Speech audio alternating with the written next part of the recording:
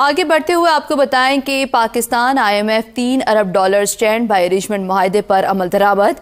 IMF team کی سیاسی جماعتوں سے ملاقاتوں کا سلسلہ جاری ہے۔ تحریک انصاف اور IMF وفد ملاقات کی اندرونی کہانی سامنے آ گئی۔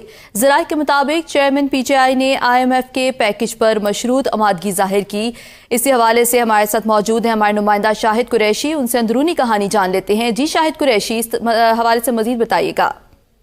جی بالکل، پاکستان اور IMF کے درمیان $3 ارب کا سٹینڈ بائی ارینجمنٹ معاہدے پر عمل درآمد جو ہے وہ جاری ہے، اور IMF حکام کی مختلف سیاسی جماعتوں سے ملاقاتوں کا سلسلہ بھی جاری ہے۔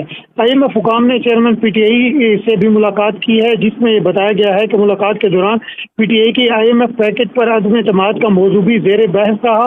چیئرمین PTI نے جون میں ختم ہونے والے پیکج کی مخالفت پر خود کو صحیح قرار دینے کی کوشش کی۔ چیئرمین PTI نے پیکج سے قبل خیبر پختونخوا اور پنجاب کی PTI حکومتوں کی مخالفت کو بھی جائز قرار دیا۔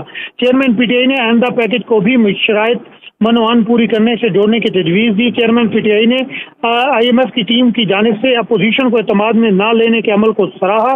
تحریک انصاف نے تمام سیاسی جماعتوں کو پاکستان کے لیے نیا تو صحیح پروگرام دینے سے قبل مذاکرات کی اہمیت کو تسلیم کیا۔ چیئرمین PTI نے انتخابی عمل کو منصفانہ بنانے کے لیے حکومت کو پابند کرنے کی بھی تجویز دی، اور چیئرمین PTI نے الیکشن مہم کے دوران تو صحیح پروگرام پر سیاست نہ کرنے کی بھی یقین دہانی کرائی ہے۔